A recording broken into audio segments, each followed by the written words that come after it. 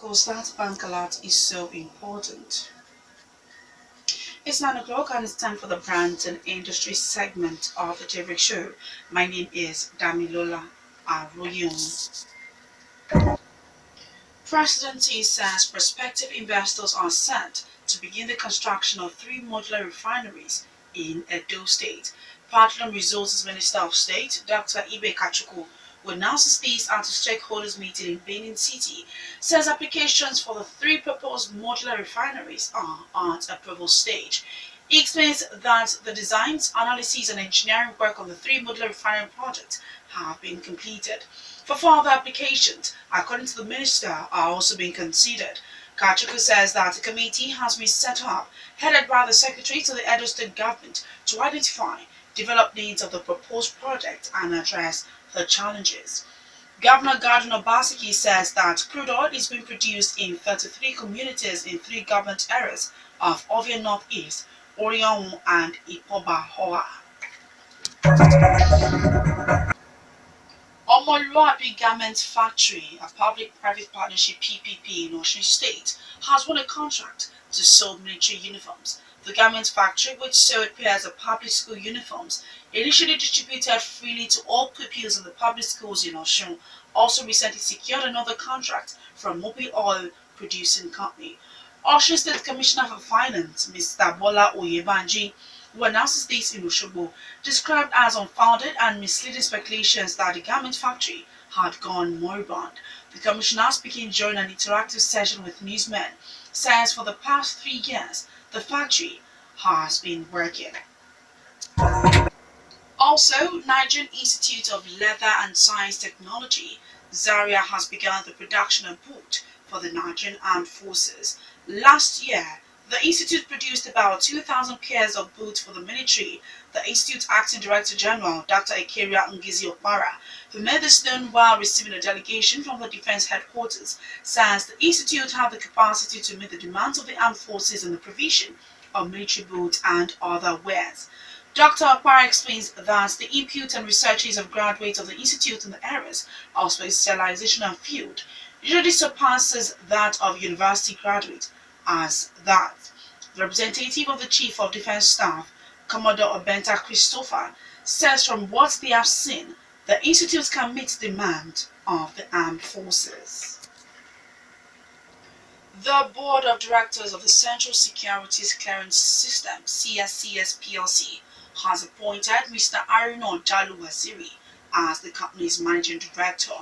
Waziri resumed duty on November 1st, 2017, following the approval of his appointment by the Securities and Exchange Commission, SEC. He replaces Mr. Bola Adieko, who was appointed Interim Chief Executive Officer effective January 1st, 2017, following the early retirement of the company's former Chief Executive Officer, Mr. Yari Buka.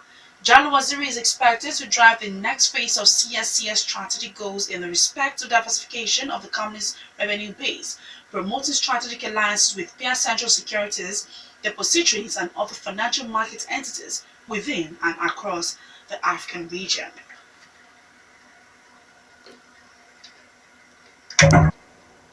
Jay's Bank PLC has appointed Mr. Abdul Fattah Amu as its executive director in charge of its operations. He will also serve as the bank's chief finance officer. Amu, a former senior management executive at Sterling Bank PLC, has since assumed duty at the bank. His appointment by the board of directors of the bank had been confirmed by the Central Bank of Nigeria, CBN. Amu, a fellow of the Institute of Chartered Accountants of Nigeria, ICANN, has nearly 3 decades of working experience which cuts across professional accounting practice, finance, and banking. He has spent the last 15 years at senior management positions in the Nigerian banking sector. The biggest redesign in Snapchat history is planned to debut on Monday, December 4th, according to Business Insider. In an effort to kickstart stagnant user growth, the company chief executive officer, Evan Spiegel, says the app will be redesigned to make it easier to use, but did not specify when the redesign will be released. Snap employees were internally notified of the planned December 4th release date this week, according to a source familiar with the matter. while Spiegel hinted that Snapchat could adopt some sort of Facebook-like feed system for showing content on Snap's earnings call with investors Tuesday. The planned redesign will still open on the camera, the source said. But instead of separating message threads between friends to the left of the camera from their shared stories to the right of the camera, the redesign will show all friend-based communication, including stories, to the left of the camera. Snap will use algorithms to personalize the endless feed of videos to the right of the camera, the source also said. It is unclear how the changes will affect Snap's more than 70 media partners who produce exclusive videos for the app's current Discover section. The new interface was described to Snap employees as the democratization of content. Our top brand in Nigeria's pharmaceutical sector, May and Baker Nigeria PLC, has recorded a profit before tax of 322.3 million naira in the third quarter of this year. The company, in a statement signed by its corporate communications manager, Innocent Aduluba, says the figure represents a 486% growth in its unaudited quarter 3 result for the 9-month period which ended 30th September 2017.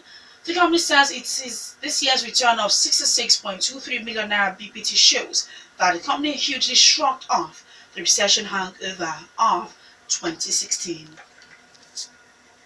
That's it on the brand and industry segment of the Daybreak Show. My name is Damilola Aroyeun. Good morning and thank you for listening.